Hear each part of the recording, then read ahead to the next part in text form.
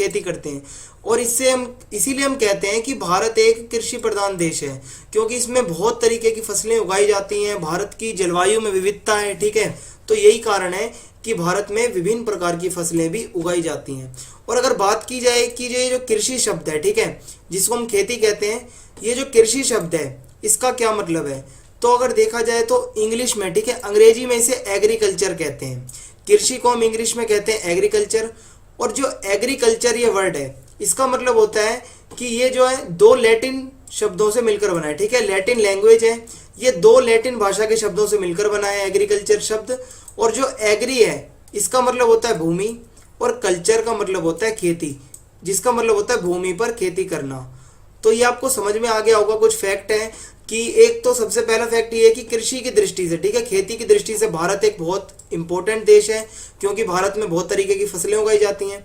और दूसरा पॉइंट ये है कि भारत के ज़्यादातर लोग खेती करते हैं, ठीक है। बहुत सारे किसान हैं भारत में और ज़्यादातर लोग खेती पर ही आश्रित हैं, लगभग 2/3, जो कि हमारे पास आंकड़ा है।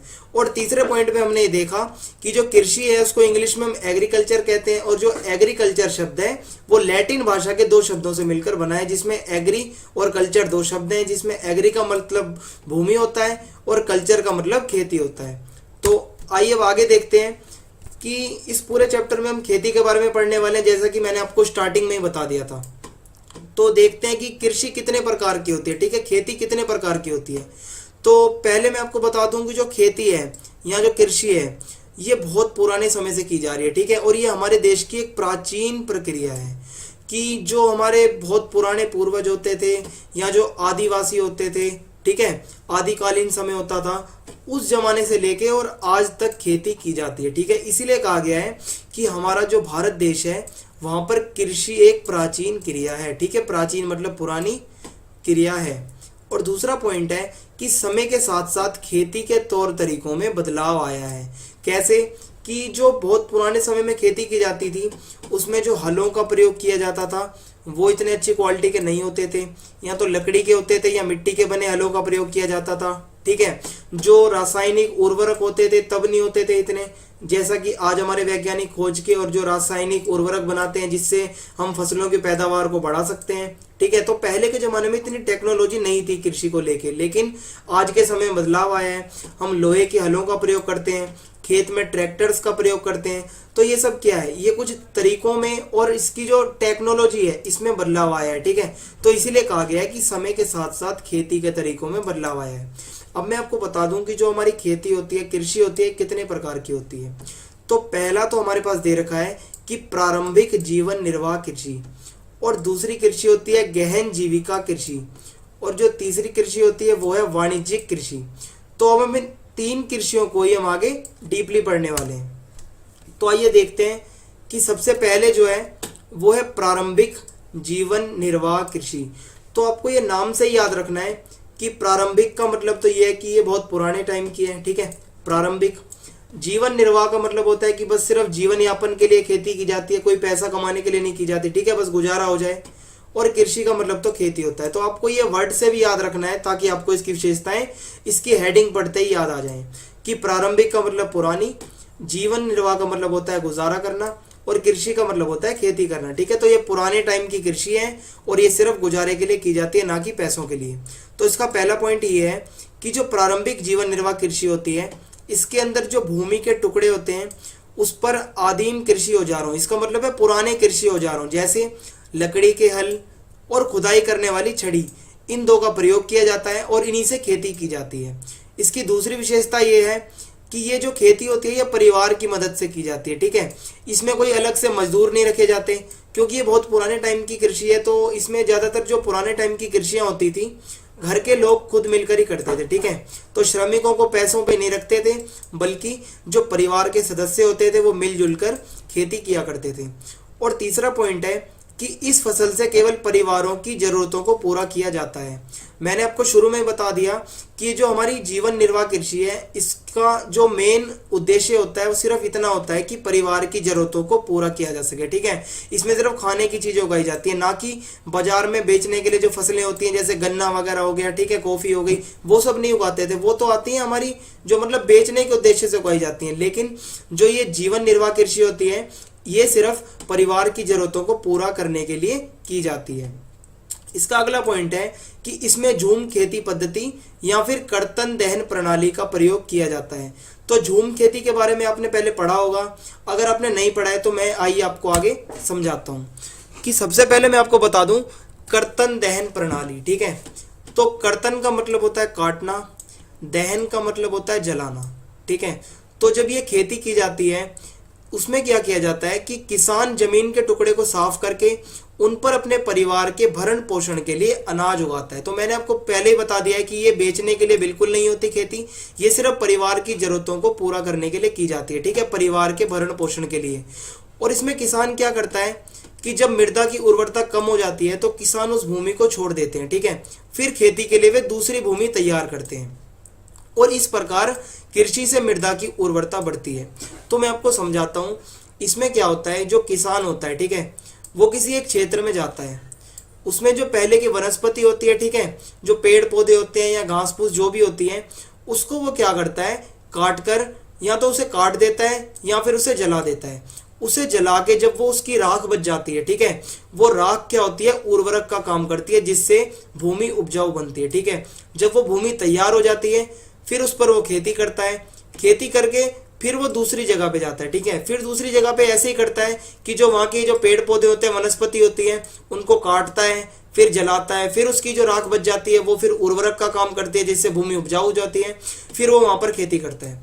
तो ऐसे ही ये करते रहते हैं, मतलब इसको झूम खेती भी कहते हैं हम, ठीक है। तो एक जगह से दूसरी जगह पर घूमते हैं, पहले इस खेत पे जाएंगे, फिर क्या करेंगे जब यहाँ से कृषि हो जाएगी फिर दूसरे खेत पे जाएंगे, वहां पर जाके फिर जलाएंगे, फिर तीसरे खेत पे जाएंगे। तो ये किसी एक जगह पे नहीं रुकते, ठीक है, स्थायी नहीं होते ये एक जगह से दूसरी जगह पर घूमते रहते हैं जिसे हम कहते हैं झूम खेती भी कहते हैं। और कर्तन दहन प्रणाली क्या होता है मैंने आपको बता दिया है कि वनस्पतियों को जाके पहले तो काटते हैं किसी क्षेत्र की, फिर उसको काट कर उसे जला देते हैं, फिर उसकी जो राख होती है वो उर्वरक का काम करती है। उसके बाद मैं आपको बता दूं कि ये जो राख होती है, ठीक है, जब ये मिट्टी में मिल जाती है तो भूमि का उपजाऊपन बहुत ज़्यादा बढ़ जाता है, ठीक है, भूमि और उपजाऊ हो जाती है। लेकिन इसका एक दोष भी है, ठीक है, जिसे हम कहते हैं इसकी एक हानि भी है कि इससे पर्यावरण को नुकसान होता है, क्योंकि यदि हम वनस्पतियों को जलाते हैं उनमें आग लगाते हैं, ठीक है, तो उनसे क्या होता है हमारे पर्यावरण को नुकसान पहुँचता है। उसके बाद अगला पॉइंट है कि इस प्रकार की कृषि में या इसमें किसान उर्वरकों का प्रयोग नहीं करते, इसलिए इस कृषि में उत्पादन कम होता है। मैंने आपको बताया कि जो किसान होते हैं वो भूमि की उर्वरता बढ़ाने के लिए, ठीक है, भूमि का उपजाऊपन बढ़ाने के लिए सिर्फ क्या करते हैं उस खेत की जो है वनस्पति को जला देते हैं, जिससे क्या होता है कि वो मिट्टी जो होती है उपजाऊपन का काम करती है, ठीक है, मिट्टी के अंदर जब वो राख मिल जाती है तो वो जो भूमि होती है वो उपजाऊ बन जाती है। लेकिन उसमें उत्पादन ज़्यादा नहीं होता, सिर्फ इतना ही उत्पादन होता है, उसमें खेती इतनी ही होती है जिससे सिर्फ उसके परिवार का भरण पोषण किया जा सके। इसलिए जो किसान होते हैं वो उर्वरकों का प्रयोग नहीं करते, ठीक है। उर्वरक होते हैं हमारे जो रासायनिक उर्वरक होते हैं, केमिकल्स होते हैं, ठीक है, जिनको खेतों में छिड़क कर क्या होता है उत्पादन बढ़ाया जाता है। लेकिन जो हमारी कर्तन दहन प्रणाली के अनुसार किया जाता है इसमें उर्वरकों का प्रयोग नहीं किया जाता। तो यहाँ से आपको समझ में आ गया होगा कि कर्तन दहन प्रणाली क्या होती है। अब अगली हमारे सामने कृषि है गहन जीविका कृषि, ठीक है। तो इसमें क्या होता है, यह कृषि वहां की जाती है जहां पर भूमि पर जनसंख्या का दबाव अधिक होता है, ठीक है। इसका मतलब क्या है कि ये जो इस प्रकार की कृषि है, ठीक है, गहन जीविका कृषि, ये कहां पर की जाती है, कोई ऐसी जगह जहां पर जनसंख्या का दबाव अधिक होता है, ठीक है, जनसंख्या ज्यादा होती है, वहां पर की जाती है गहन जीविका कृषि। तो आपको ये याद रखना है। और दूसरा पॉइंट इसका याद रखना है कि इसमें अधिक उत्पादन के लिए रासायनिक उर्वरकों और सिंचाई का प्रयोग किया जाता है। इससे पहले जो हमने पढ़ा था उसमें हमने पढ़ा था कि उसमें रासायनिक उर्वरकों का प्रयोग नहीं किया जाता। लेकिन जो गहन जीविका कृषि है, पहली बात तो ये ऐसी जगह पे की जाती है जहां पर जनसंख्या ज्यादा होती है।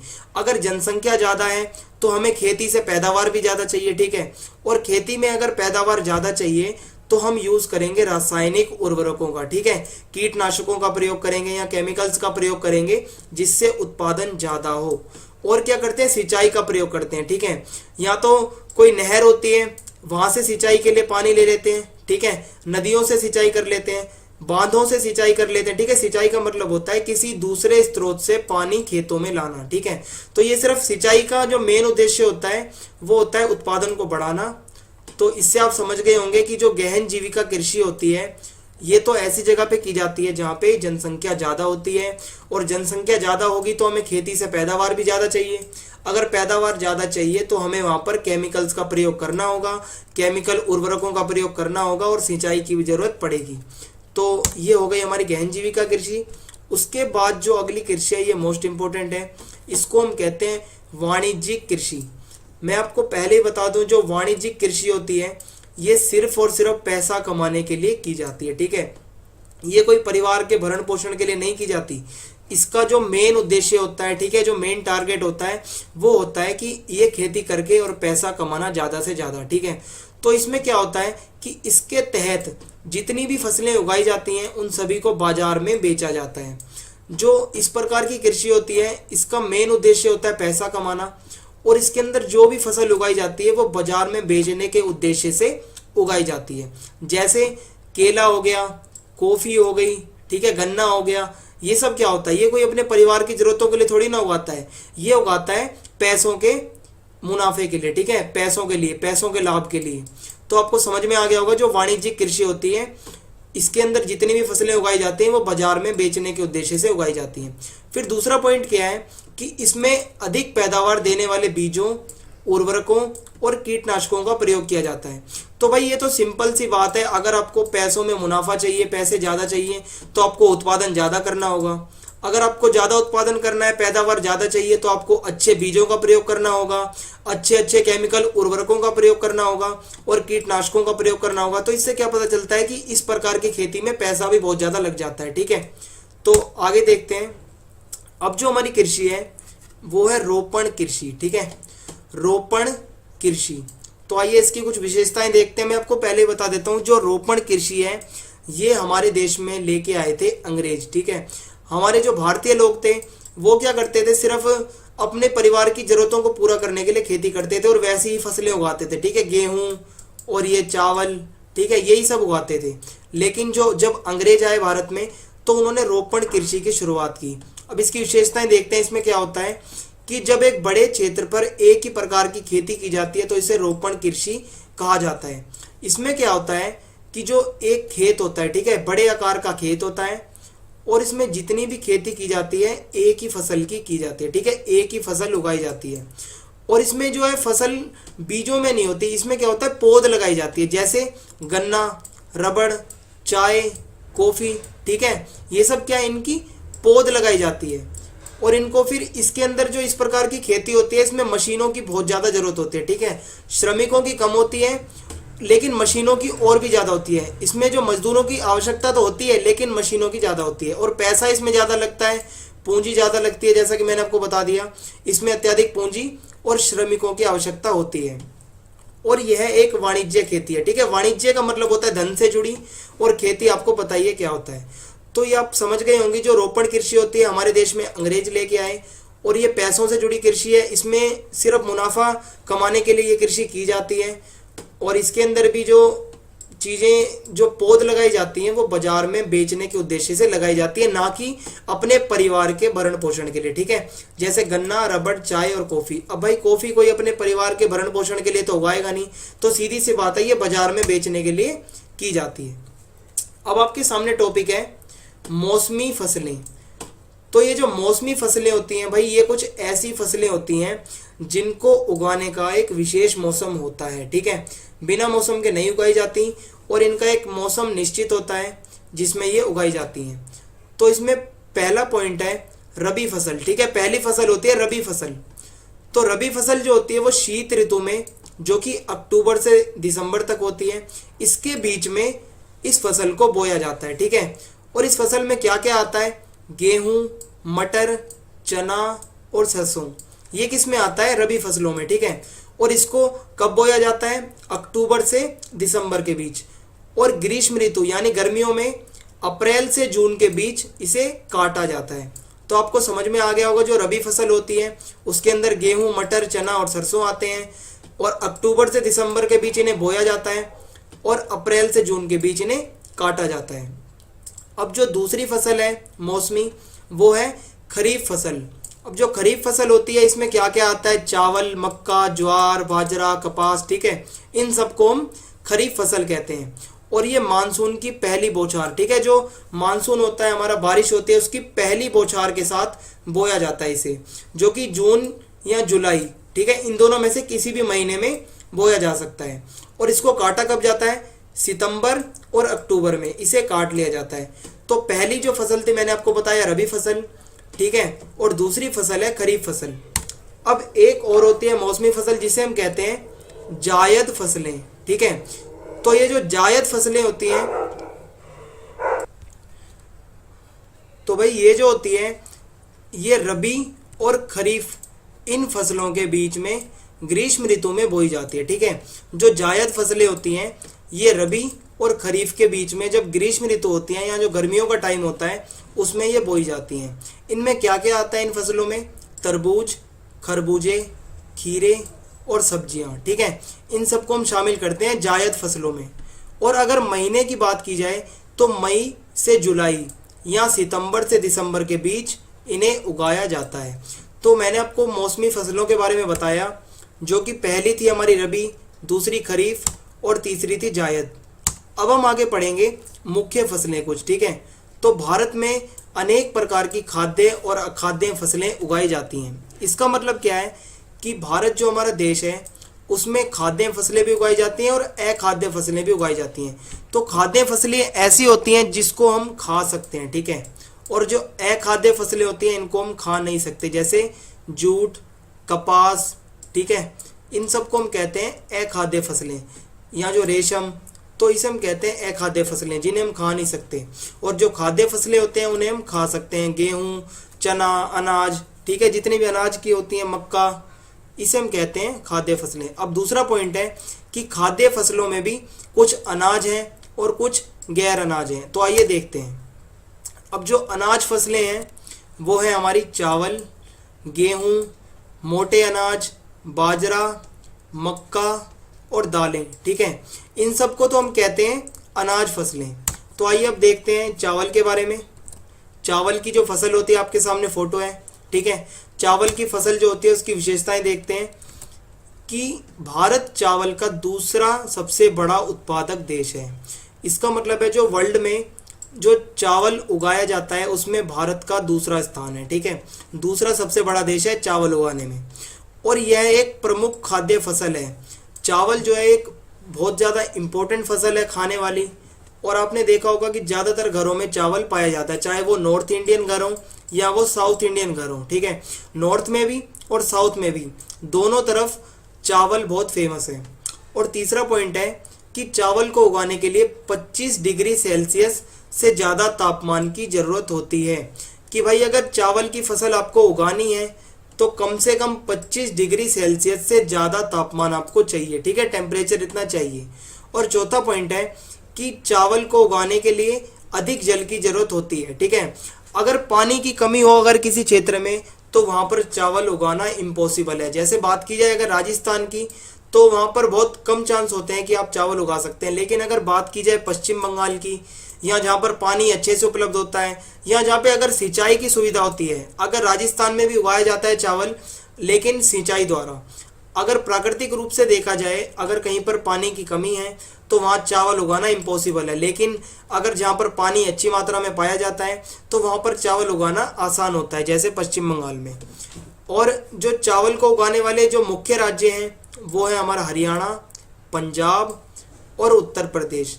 तो पंजाब में तो पानी की कोई कमी नहीं है, आप जानते हैं कि 5 नदियाँ आके वहाँ मिलती हैं, तो वहाँ पर चावल उगाना कोई बड़ी बात नहीं है, वहाँ पर नॉर्मल फसल है ये।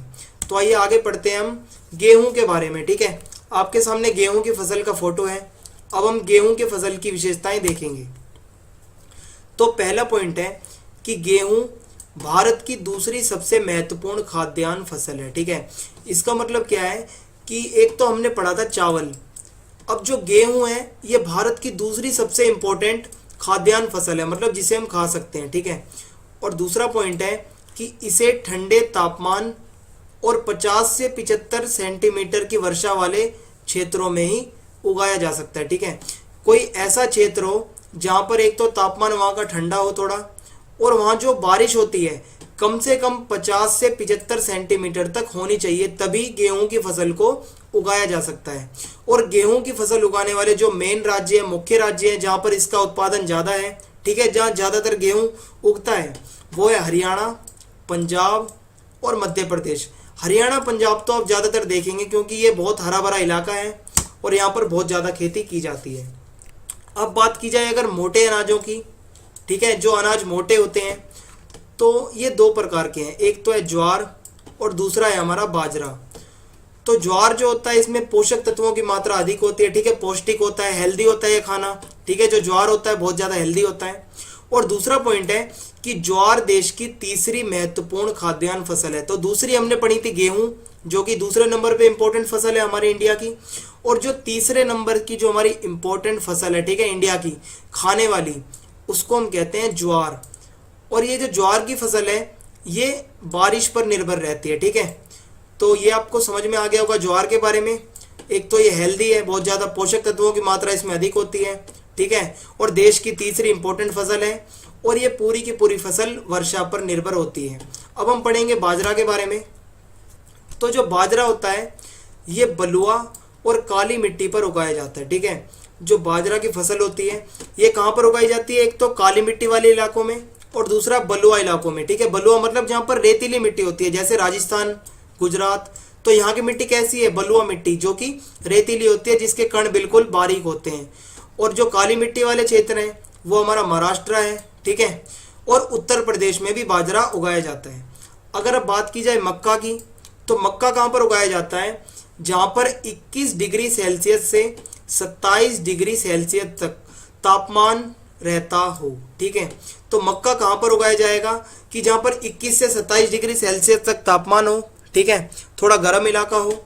और जो इसका मेन क्षेत्र है, ठीक है, जहाँ ज़्यादा से ज़्यादा मक्का उगाया जाता है, तो वो है कर्नाटक, उत्तर प्रदेश, बिहार और आंध्र प्रदेश। तो आपको बाजरा के बारे में समझ में आ गया होगा और मक्का के बारे में, ठीक है। तो ये पौष्टिक होते हैं, बहुत ज़्यादा हेल्दी होते हैं, और ये जहाँ भी उगाए जाते हैं, और जो इनके लिए इनकी मिट्टी है कौन सी है वो आपको याद रखना है, और इसको कौन से सिचुएशंस में उगाया जा सकता है, जैसे 21 डिग्री से लेकर 27 डिग्री तक इसका टेम्परेचर चाहिए हमें, ठीक है। तो ये कुछ बेसिक चीज़ें होती हैं जो आपको इसमें याद रखनी है। अब बात की जाए अगर दालों की, ठीक है, दाल हम सब खाते हैं, हम सब जानते हैं। तो जो अगर बात की जाए दालों की, तो भारत विश्व में दालों का सबसे बड़ा उत्पादक है, ये हमारे लिए बहुत अच्छी बात है, ठीक है। बात की जाए अगर इंडिया की, तो वर्ल्ड में नंबर 1 है, ठीक है, भारत दालों के मामले में उगाने में, भारत वर्ल्ड में नंबर 1 है दाल उगाने में। और शहरी खाने में तो भाई दाल को ज़्यादा से ज़्यादा प्रोटीन वाला बताया जाता है। जो शहरी लोग होते हैं वो अपने खाने में दालों को ज़रूर शामिल करते हैं, क्योंकि दाल में प्रोटीन पाया जाता है जो कि हमें ताकत देता है। और तीसरी बात है कि ये जो दालों की फसलें होती हैं ये शुष्क तापमान में भी उगाई जा सकती हैं। अगर कोई ऐसा क्षेत्र है जहाँ पर पानी की कमी है, ठीक है, तो वहाँ पर भी ये दाल की फसल उगाई जा सकती है, ठीक है। इसके लिए ज़्यादा पानी की ज़रूरत नहीं होती, और दालों को कम नमी की आवश्यकता होती है, जो कि मैंने बताया। इसका नमी का मतलब होता है गीलापन, ठीक है। तो पानी की बिल्कुल कम आवश्यकता होती है। और कुछ दालों के उदाहरण है जैसे अरहर, उड़द, मूंग, मसूर, मटर, चना, ठीक है। तो ये कुछ मेन दालें हैं। तो आपको याद रखना है कि दाल की जो फसल होती है वो गर्म इलाकों में भी उगाई जा सकती है। और सबसे इम्पोर्टेंट पॉइंट है कि भारत विश्व में दालों का सबसे बड़ा उत्पादक है, ठीक है। तो सबसे ज़्यादा जो दालें होती हैं वो भारत ही उगाता है। अब हमारे सामने टॉपिक है गैर अनाज फसलें, ठीक है। पहले तो मैंने आपको बताया जो अनाज की फसलें होती हैं, अब मैं आपको बताऊंगा गैर अनाज फसलें, जैसे गन्ना, तिलहन, चाय और कॉफ़ी। तो इन सब के बारे में हम बारी बारी करके पढ़ेंगे, ठीक है, और इन सब की विशेषताएं देखेंगे। तो सबसे पहले है हमारे सामने गन्ना। तो भाई जो गन्ना होता है हम सब जानते हैं, हम सब खाते हैं गर्मियों में, ठीक है। जो गन्ना होता है इसको उगाने के लिए 27 डिग्री सेल्सियस तक तापमान की ज़रूरत होती है, ठीक है। 27 डिग्री तक जो हमारा टेम्परेचर होता है उसकी ज़रूरत होती है। और दूसरा पॉइंट है कि 75 सेंटीमीटर से 100 सेंटीमीटर तक वर्षा की भी ज़रूरत होती है। ये ऐसे क्षेत्रों में उगाया जाता है जहाँ पर 75 से 100 सेंटीमीटर तक लगभग बारिश होती हो, ठीक है। और तीसरा पॉइंट है कि इसके जो मेन क्षेत्र हैं जहाँ पर गन्ना ज़्यादा से ज़्यादा उगाया जाता है वो है हरियाणा, उत्तर प्रदेश, पंजाब और महाराष्ट्र। मैं आपको एक बात और बता दूं, जो गन्ने की फसल होती है इसको नमी की ज़्यादा ज़रूरत होती है और पानी की ज़रूरत होती है इसमें। इससे पहले जो मैंने आपको बताई थी दालें, उसमें पानी की ज़रूरत बहुत कम होती है या बिल्कुल नहीं भी होती, बहुत हल्के मात्रा में होती है। लेकिन जो गन्ना होता है इसके लिए हमें पानी की ज़रूरत होती है। और गन्ने को अगर हमें उगाना है, अगर कोई एरिया शुष्क है, ठीक है, जो गर्म एरिया है जहाँ पर पानी नहीं है, तो आपको वहाँ पर क्या करना होगा, सिंचाई करनी होगी। सिंचाई के द्वारा इन्हें उगाया जाता है। अब जो अगली है हमारे सामने हेडिंग, वो है तिलहन। तो तिलहन क्या होता है, जैसे कि मूंगफली, सरसों, नारियल, सोयाबीन, ठीक है, ये सब ऐसी फसलें हैं जो कि गैर अनाज फसलें हैं और इन्हें हम कहते हैं तिलहन। और ये सब खाने योग्य हैं। हम सब जानते हैं, मूंगफली भी खाते हैं, सरसों का तेल होता है हमारे पास, नारियल होता है, ठीक है, नारियल हम खा सकते हैं, सोयाबीन खा सकते हैं, ठीक है। तो ये सब खाने योग्य होती हैं, खाद्य फसलें होती हैं। और तीसरा पॉइंट है कि इसका खाना पकाने में भी प्रयोग किया जाता है। मूंगफली का भी तेल निकाला जा सकता है, सरसों का भी तेल निकाला जा सकता है, नारियल का भी तेल निकलता है, सोयाबीन का भी तेल निकलता है।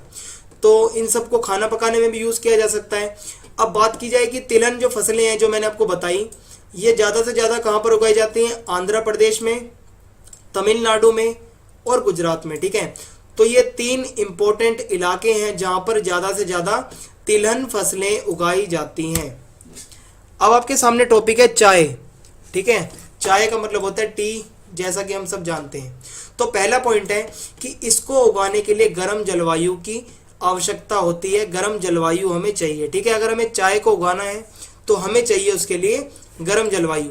और दूसरा पॉइंट है कि चाय एक रोपण कृषि का ही उदाहरण है। रोपण कृषि मैंने आपको बताई थी, आपको याद आ रहा होगा, जो कि मैंने आपको बताया कि अंग्रेज भारत में लेके आए थे। इससे पहले चाय भारत में नहीं उगाते थे, अंग्रेज भारत में चाय लेके आए, ठीक है। चाय और कॉफ़ी, इन सब की जो फसलें उगाना स्टार्ट की, इनकी पौध लगाना स्टार्ट की, ठीक है, और उसकी चाय की झाड़ियाँ लगाना स्टार्ट की। तो ये सब क्या है, एक रोपण कृषि है। रोपण का मतलब होता है जिसमें फसलों की पौध लगाई जाती है और इसको बाजार में बेचने के उद्देश्य से उगाया जाता है। जैसे चाय है, इसको हम सिर्फ इसीलिए उगाते हैं ताकि इसको बाजार में बेचा जा सके।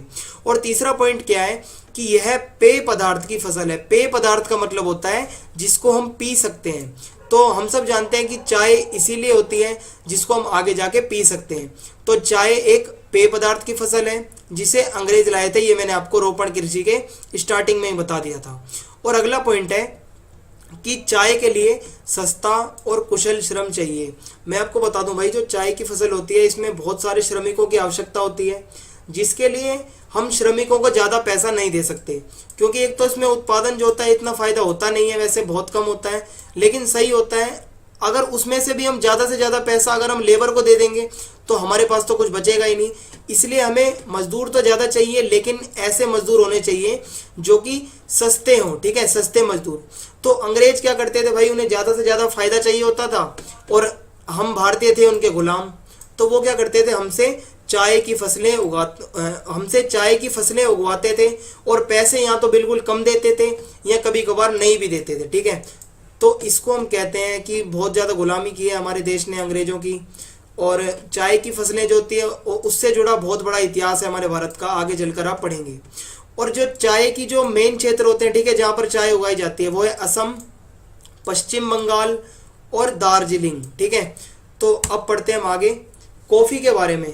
तो भाई ये भी अंग्रेज ही लाए थे लगभग, हम सब जानते ही हैं, ठीक है। चाय, कॉफ़ी ये सब अंग्रेज लाए हैं और ये सब बाहर की फसलें हैं। पहला पॉइंट है कि जो भारतीय कॉफ़ी है, ठीक है, जो हमारी इंडिया में उगाई जाती है ना कॉफ़ी, उसकी पूरे वर्ल्ड में मांग है, बहुत फेमस है हमारे भारत की कॉफ़ी। जो भारत में हम कॉफ़ी उगाते हैं वो बहुत ज़्यादा पॉपुलर है। और दूसरा पॉइंट है कि कॉफ़ी कहाँ पर उगाई जाती है, असम, केरल, तमिलनाडु, कर्नाटक, ठीक है। तो ये सब कोई ऐसे एरिया हैं जहाँ पर कॉफ़ी उगाई जाती है। इसमें से भी केरल, तमिलनाडु और कर्नाटक, यहाँ तो भाई बहुत ज़्यादा कॉफ़ी उगाई जाती है। अब मैं आपको बता दूं बागवानी फसलें, ठीक है, बागवानी फसलें। तो नाम आपको थोड़ा अजीब सा लग रहा होगा, लेकिन अंदर जब आप पढ़ेंगे तो आपको आसान लगेगा।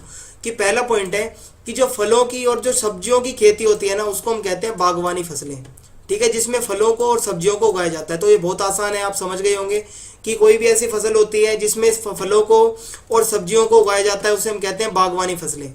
और दूसरा पॉइंट है कि भारत इसका विश्व में दूसरा सबसे बड़ा उत्पादक है।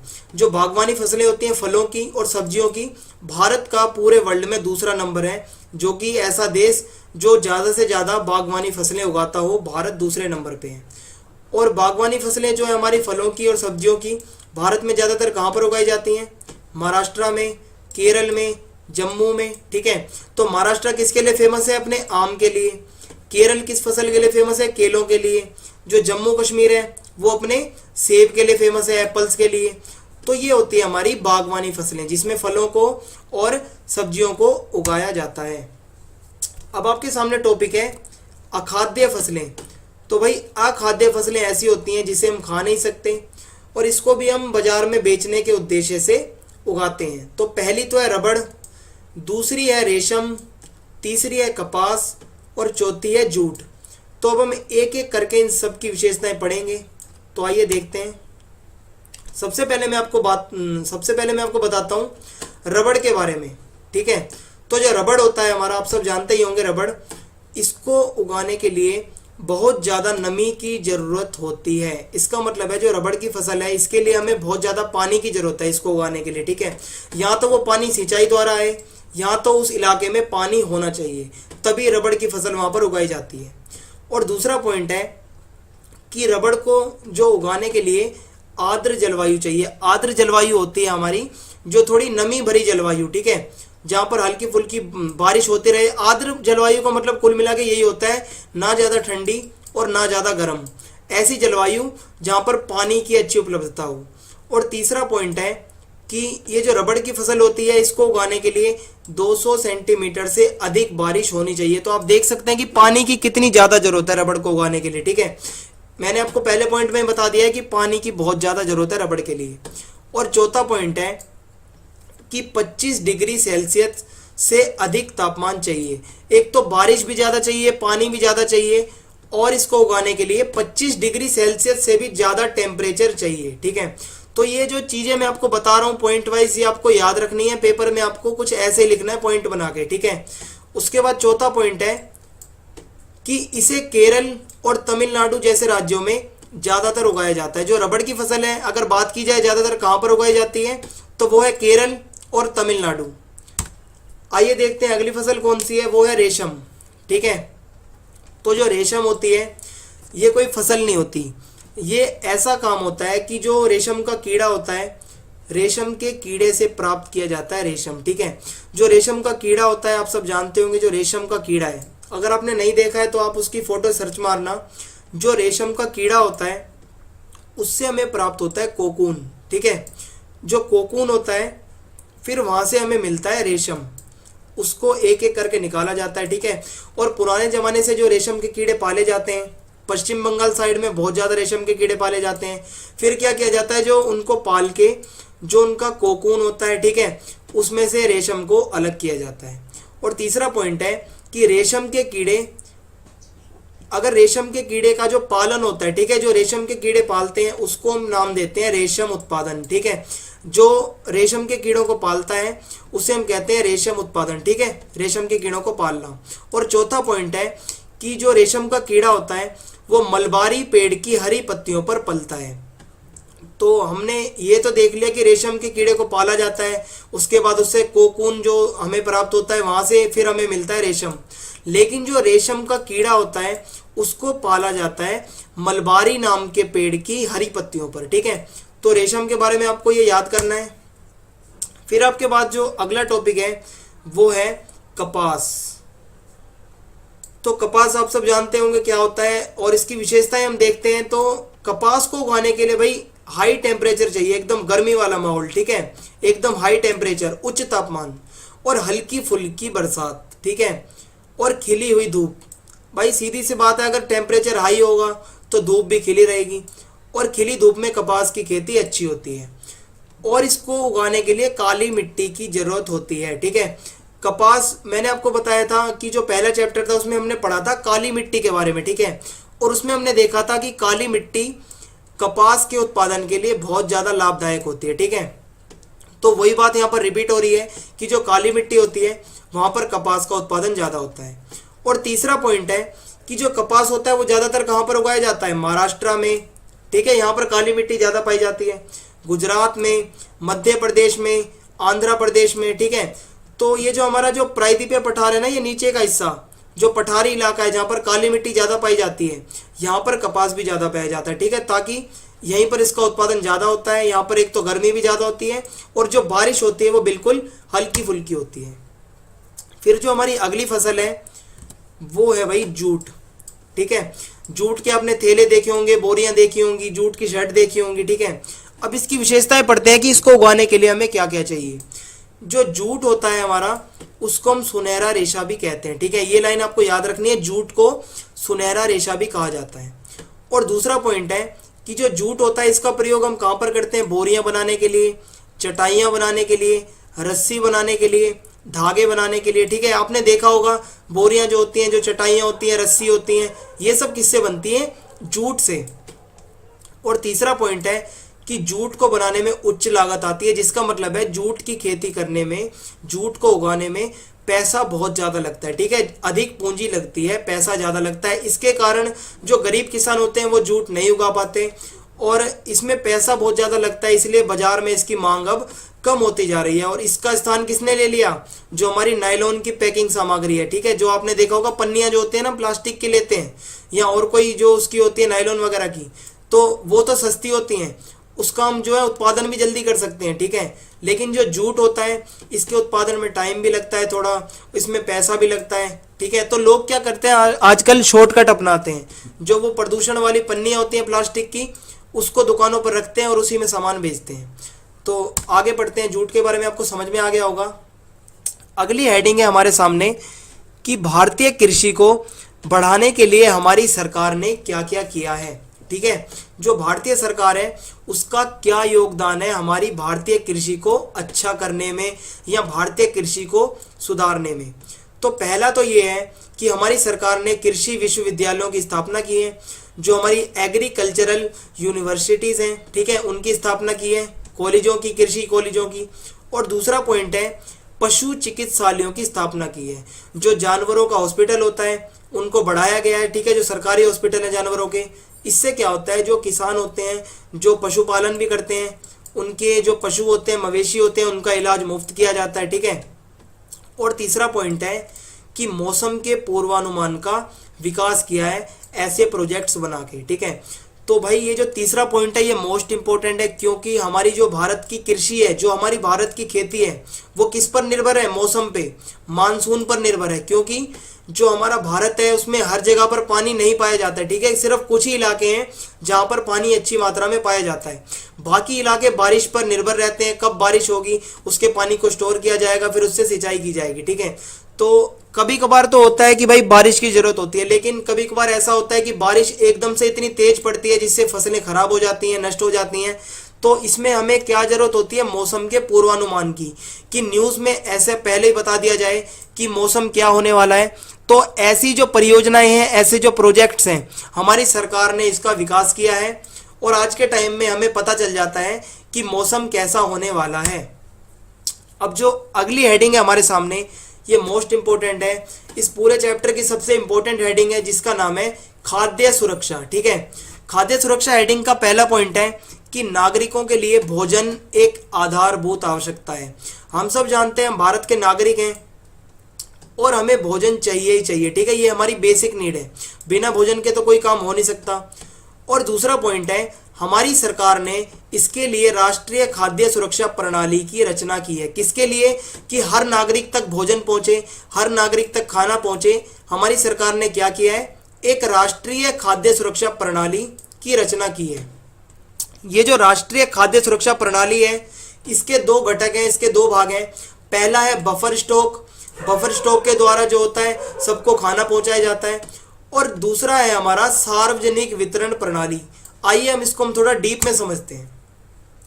तो भाई जो बफर स्टॉक होता है इसमें क्या होता है कि भारत में जो फसल का उत्पादन अधिक हो जाता है, ठीक है, इसमें क्या होता है कि मान लो किसान ने फसल उगाई और उसने हद से ज़्यादा उसका उत्पादन कर दिया और जो उसको बेचनी थी उसने बेच भी दी, अपनी ज़रूरत के लिए रख भी दी, फिर भी अगर फसल बच जाती है तो उसका क्या होता है, या तो उस फसल को दूसरे देश में बेच दिया जाता है, या फिर उसको जमा करके रख दिया जाता है, स्टोर करके।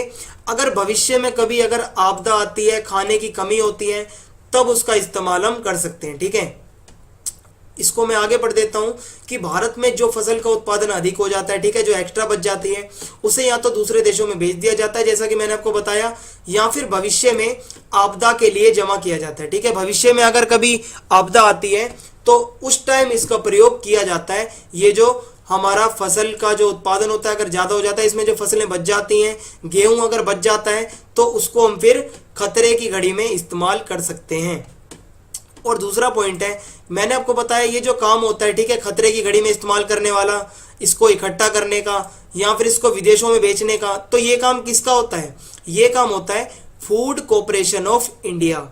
ये भी आपको याद रखना है। ठीक है, जो फसलें एक्स्ट्रा हो जाती हैं, जिनको अगर बेचना है या आपदा में इस्तेमाल करना है, तो इसका नियंत्रण कौन करता है? Food corporation of India. तीसरा पॉइंट है, एक आपके सामने एग्जाम्पल है, ठीक है, बफर स्टॉक का, कि जम्मू कश्मीर में 2014 में बाढ़ आई और वहां पर अनाज की पड़ गई कमी। तो अब क्या किया जाएगा? जो एक्स्ट्रा फसल बच गई थी, ठीक है, मैंने आपको बताया था कि इसका कहां प्रयोग किया जाता है? आपदा में। तो आपदा का उदाहरण मैंने आपको बताया जम्मू कश्मीर, 2014 में बाढ़ आई और वहां पर क्या हुआ? अनाज की कमी पड़ गई। फिर क्या किया गया? फूड कॉर्पोरेशन ऑफ इंडिया, मैंने आपको बताया था ना, ये जो इसका नियंत्रण कौन करता है? ये जो फसलें बच जाती हैं, फूड कॉर्पोरेशन ऑफ इंडिया। उसने क्या किया? जो फसलें बची हुई थी, अनाज है या और भी कोई फसल है, उसको वहां पर जाके बांटा जम्मू कश्मीर में। कब? आपदा के समय। तो यहां से आपको समझ में आ गया होगा बफर स्टॉक क्या होता है। या तो स्टोर करके रखना, ठीक है, विदेशों में बेचना, या फिर उसको आपदा के समय इस्तेमाल करना। अब अगली हेडिंग है हमारे सामने, सार्वजनिक वितरण प्रणाली। ठीक है, हम सब जानते हैं ना, जो राशन की दुकान होती है उसको क्या कहते हैं? सार्वजनिक वितरण की दुकान। ठीक है, राशन की दुकान, तो वही सब है ये। हमारी सरकार ने एक ऐसी व्यवस्था बना रखी है, ठीक है, जिससे हर नागरिक तक राशन पहुंचता है। तो पहला पॉइंट है कि भारत के प्रत्येक गांव में या शहर में एक राशन की दुकान होती है। आपने भी देखा होगा, आप जहां भी रहते हैं वहां पर एक राशन की दुकान जरूर होती है। ठीक है, तो वो हमारा इसी खाद्य सुरक्षा प्रणाली का ही हिस्सा है। ठीक है, एक तो हमारा बफर स्टॉक था और इसका दूसरा हिस्सा है हमारा सार्वजनिक वितरण प्रणाली। इसके द्वारा देश के हर नागरिक तक खाना पहुंचाया जाता है। तो दूसरा पॉइंट है कि यहाँ कोई भी घरेलू सामग्री ले सकता है। जैसे कि यहाँ पर क्या क्या मिलता है? चीनी, चावल, ठीक है, और पहले तो तेल भी मिलता था। ये सब क्या है? गेहूं मिलता है। ये सब किस में आता है? सार्वजनिक वितरण प्रणाली में। ठीक है, राशन पे। और तीसरा पॉइंट है, जो बीपीएल कार्ड वाले होते हैं, ठीक है, जिनका बीपीएल राशन कार्ड होता है, बीपीएल की फुल फॉर्म होती है बिलो पॉवर्टी लाइन, जो कि गरीबी रेखा के नीचे के लोग होते हैं, उनका बनता है वो बीपीएल कार्ड। ठीक है, जो पीले कलर का होता है, आपने देखा होगा। उस पे क्या होता है? बीपीएल कार्ड पे जो राशन की दुकानों पे जितना भी ये अनाज मिलता है, गेहूं, चावल, चीनी, ये बहुत सस्ते दामों में मिलता है बाकी दुकानों के मुकाबले। ठीक है, और जो बाकी जो जनरल लोग होते हैं उनको यहाँ पर थोड़ा सा महंगा पड़ता है, लेकिन जो बीपीएल कार्ड वाले होते हैं उनको बहुत ज़्यादा सस्ते दामों में ये सब जो खाना होता है पहुँचाया जाता है और बहुत सस्ते दामों में उन्हें मिलता है। तो इसका क्या उद्देश्य है कि जो गरीब लोग हैं, जो नहीं खरीद सकते, उनके लिए सरकार ने ऐसी व्यवस्था कर रखी है कि भाई वो भूखे नहीं सोएंगे, उनको चाहे कम से कम दाम में भी दिया जाए, लेकिन खाना उन्हें भी दिया जाएगा बीपीएल पे।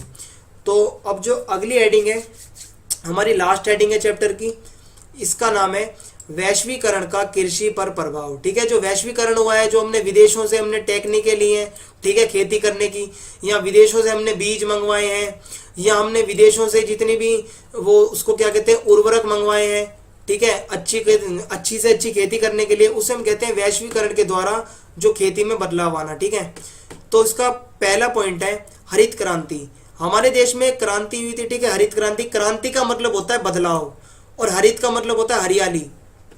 तो भाई 1960 से पहले हमारे देश में इतनी अच्छी फसलें नहीं थी, ठीक है, खेती में इतनी अच्छी बचत नहीं होती थी, लेकिन 1960 के बाद से क्या हुआ कि जो हमारा खेती का क्षेत्र है, ठीक है, जो कृषि क्षेत्र है, उसमें अच्छे बीजों का प्रयोग किया जाने लगा। विदेशों से विदेशों से बीज मंगाए जाने लगे। और दूसरा पॉइंट है, आधुनिक तकनीकों का प्रयोग किया जाने लगा। ठीक है, बिल्कुल, जो वहां पर कीटनाशक की जरूरत है वहां पर कीटनाशक का प्रयोग किया जाने लगा। जहां पर अगर उर्वरक की जरूरत है तो वहां पर उर्वरक छिड़का जाने लगा। ठीक है, अगर कहीं पर खाद की जरूरत है तो वहां पर खाद अच्छी किस्म की लाई जाने लगी। तो ये सब क्या है? खेती में बदलाव आने लगा। ठीक है, क्रांति आने लगी। जिससे क्या हुआ, फसलों के उत्पादन में वृद्धि हुई, फसलें और अच्छी होगी। और इससे क्या हुआ कि अच्छी खाद और उर्वरक का जो प्रयोग हुआ था, मैंने आपको बताया, इससे फसलों में वृद्धि हुई, ठीक है, खेती में वृद्धि हुई, जिससे मुनाफा भी ज्यादा हुआ। तो हरित क्रांति आपको समझ में आ गया होगा। हरित का मतलब होता है हरा और क्रांति का मतलब होता है बदलाव।